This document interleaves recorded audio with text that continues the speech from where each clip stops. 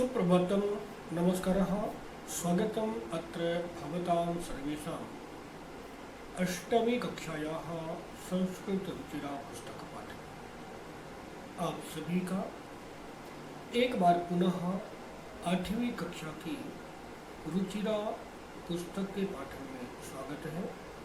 आज हम जिस पाठ को पढ़ने वाले हैं उस पाठ का नाम है विलस्य वाणी न कदापि मे श्रुता। यह जो पाठ है यह पंचतंत्र से लिया हुआ पाठ है।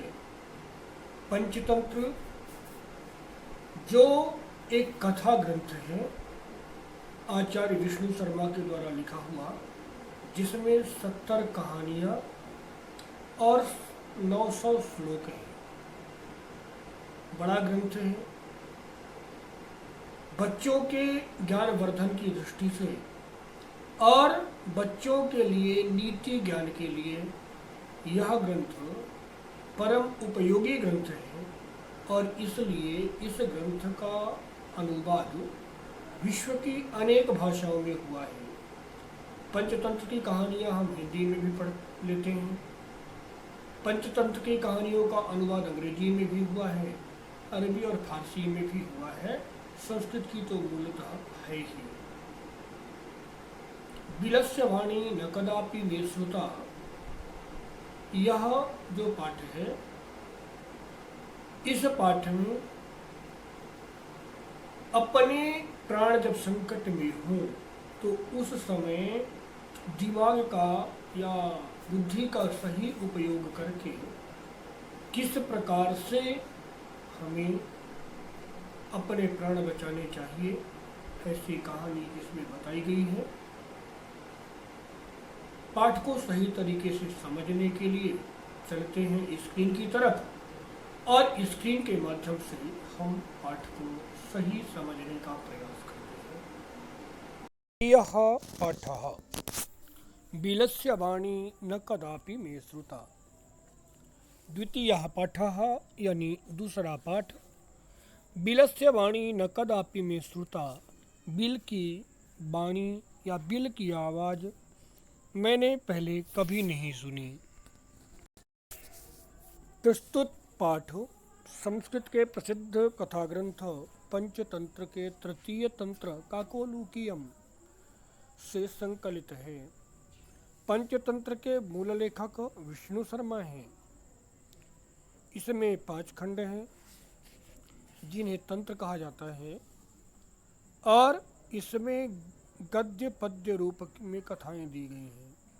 गद्य माने कहानियां हैं और पद्य मैंने पहले ही बताया था कि 70 कहानियों के साथ में 900 श्लोक हैं। इनके पात्र मुख्यतः पशु पक्षी हैं। कुछ पात्रों को छोड़ दिया जाए तो अधिकतम कहानी के जो पात्र हैं वह पशु पक्षी ही हैं। पाठ को देखते हैं। कहता है, कस्मिंश्चित् वने खरनखरः नाम सिंहः प्रतिवसति स्म। कस्मिंश्चित् वने किसी जंगल में खरनखरः नाम सिंहः, खरनखर नाम का एक शेर प्रतिवसति स्म रहा करता था। सह कदाचित् इतस्ततः परिभ्रमन् क्षुधार्तः न किंचिदपि आहारं प्राप्तवान्। सह वह कदाचित् कभी यानी एक बार, इतस्ततः परिभ्रमन् इधर उधर घूमते हुए, न किंचिदपि आहारं प्राप्तवान् भोजन के लिए कुछ भी आहार नहीं पाया, उसको कोई भोजन नहीं मिला। अतः इसलिए सूर्यास्त समये एकां महतीं गुहां दृष्ट्वा सः अचिन्तयत्। इसलिए सूर्यास्त के समय में एक बड़ी गुफा को देख करके सः अचिन्तयत्, उसने सोचा, नूनम एतस्यां गुहायां रात्रौ कोऽपि जीवः आगच्छति। नूनम यानी निश्चित, निश्चित ही एतस्याम गुहायाम इस गुफा में रात्रौ रात्रि के समय कोपि जीवः कोई जीव आगच्छति आता है, अतः इसलिए अत्रैव निगूढ़ो भूत्वा तिष्ठामि, इसलिए यहीं पर छिप करके बैठ जाता हूँ। एतस्मिन् अंतरे गुहायाः स्वामी दधिपुच्छः नामकः शृगालः समागच्छत्। एतस्मिन् अंतरे, इसके बाद, गुहायाः स्वामी माने गुफा का मालिक, कौन? दधिपुच्छः नामकः शृगालः, दधिपुच्छ नाम का सियार, तत्र समागच्छत, वहाँ पर आया, और आने के बाद क्या किया? सच यावत् पश्यति तावत् सिंहपद पद्धति गुहायां प्रविष्टा दृश्यते। जब वह देखता है तो उसको शेर के पैरों के निशान, सिंह पद पद्धति, शेर के पैरों के निशान गुहायाम प्रविष्टा दृश्यते, गुफा में प्रवेश करते हुए दिखाई देते हैं। न च बहिरागता, लेकिन बाहर लौटने के निशान नहीं दिखते। शृगालः अचिंतयत, सियार ने सोचा, अहो विनष्टोस्मि, अहो अरे, विनष्टः अस्मि, मारा गया, नूनम अस्मिन् बिले सिंहः अस्ति इति तर्कयामि, निश्चित ही अस्मिन् बिले, इस बिल में या इस गुफा में, सिंह अस्ति, शेर है, ऐसा इति तर्कयामि, ऐसा मैं तर्क करता हूँ या मैं ऐसा समझता हूँ। तत् किम करवाणी, इसलिए अब क्या करना चाहिए? एवं विचिन्त्य, ऐसा सोच करके, दूरस्थः रवं कर्तुम आरब्धः, दूर खड़ा होकर के और उस सियार ने चिल्लाना शुरू किया, आवाज करना शुरू किया। रव माने आवाज। क्या किया? कहता है, भो बिल, भो बिल, किम नैस्मरसि यन्मया त्वया सह समयः कृतोऽस्ति यत् यदाहं बाह्यतः प्रत्यागमिष्यामि तदा त्वं माम अकारयिष्यसि।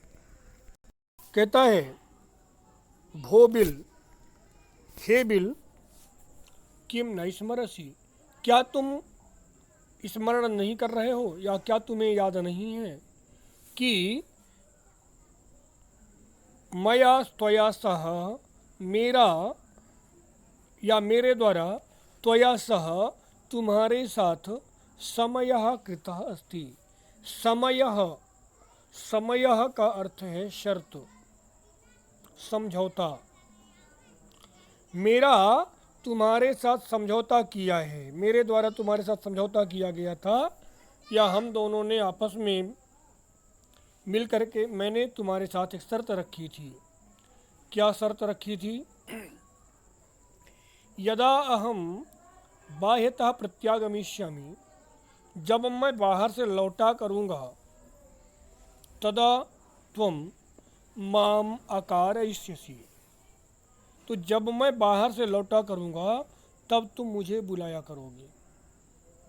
यदि तुम माम न आह्वयसि तर्हि अहम द्वितीयं बिलं यास्यामि, यदि तुम मुझे नहीं बुलाते हो तो मैं द्वितीयं बिलं यास्यामि, दूसरे बिल यानी दूसरी गुफा में, यास्यामि चला जाऊंगा।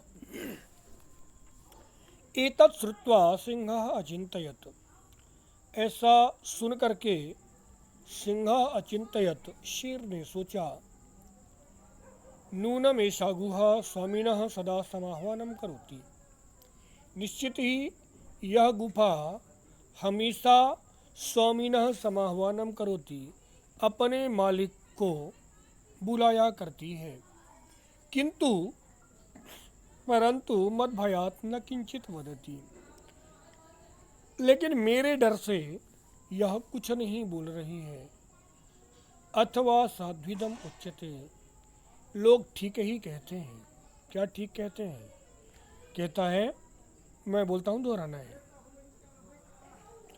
भय संत्रस्त मनसाम हस्तपादादिकाः क्रियाः प्रवर्तन्ते न वाणी च वेपथुश्चाधिको भवेत्। कहता है, भय संत्रस्त मनसाम, जो मनुष्य या जिसके मन में भय बैठ जाता है, भय संत्रस्त मनसाम, भय के द्वारा सताए हुए मन वाले मनुष्य की हस्तपादादि का क्रिया, हाथ और पैर की सारी क्रियाएं काम करना बंद कर देती हैं। और प्रवर्तन्तेन वाणी च, और प्रवर्तन्तेन वाणी च, और वाणी न प्रवर्तन्ते, यानी मुंह से आवाज भी नहीं निकलती है। वे पथुश्चाधिको भवेत, वे पथु यानी पसीना छूटना अथवा शरीर का कांपना। तो इसलिए वे पथुश्चाधिको भवेत, और उसका शरीर अधिकतम कांपता रहता है। आगे कहता है, तदहम अस्य आह्वानम करोमि, और इसलिए अहम अस्य आह्वानम करोमि, मैं इसको बुलाता हूँ। एवं सह बिले प्रविश्य में भोज्यम भविष्यति, और इस प्रकार से वह जो सियार है, बिले प्रविश्य, गुफा में प्रवेश करके, में भोज्यम भविष्यति, मेरा भोजन बन जाएगा। तो इत्थम विचार्य, इस प्रकार विचार करके, सिंहः सहसा शृगालस्य आह्वानम अकरोत्, इस प्रकार से विचार करके शेर ने अचानक ही सियार को बुलाना शुरू कर दिया। सिंहस्य उच्च गर्जनेन प्रतिध्वनिना सा गुहा उच्चैः श्रृगालम आह्वयत्, और इस प्रकार से सियार की आवाज से, क्षम्यताम, शेर की आवाज से गूंजते हुए वह गुफा सियार को बुलाने लगी। अनेन अन्येपि पशवः भयभीताः अभवन्, और उस आवाज को सुनकर के जो आसपास के दूसरे जीव थे वे भी डर गए, भयभीत हो गए।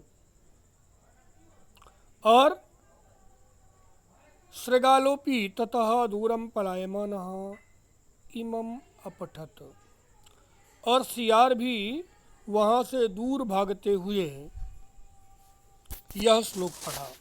क्या पढ़ा? मैं बोलता हूँ, दोहराना है, वीडियो को रोक करके बोलना है। अनागतम यह कुरुते स शोभते, स सोच्यते यो न करोत्यनागतम, वनेत्र संस्थस्य समागता जरा, बिलस्य वाणी न कदापि मे श्रुता। अर्थात अनागतम यह कुरुते स शोभते, अनागत यानी जिस समय विपत्ति आ रही हो उस समय यह कुरुते जो काम करती है, सशोभते, विपत्ति के आने के समय में जो बुद्धि काम कर जाती है वही शोभते, वही अच्छी होती है। स शोच्यते यो न करोत्यनागतम, वह बुद्धि शोचनीय होती है, दया की पात्र होती है। यो न करोत्यनागतम, जो समय पड़ने पर, विपत्ति आने पर काम नहीं करती है। आगे कहता है, वनेत्र संस्थस्य समागता जरा, इस जंगल में रहते हुए बुढ़ापा आ गया, किंतु बिलस्य वाणी न कदापि में श्रुता, बिल की वाणी इसके पहले मैंने कभी नहीं सुनी। यहाँ से पाठ समाप्त होता है। उम्मीद है पाठ का अर्थ समझ में आ गया होगा।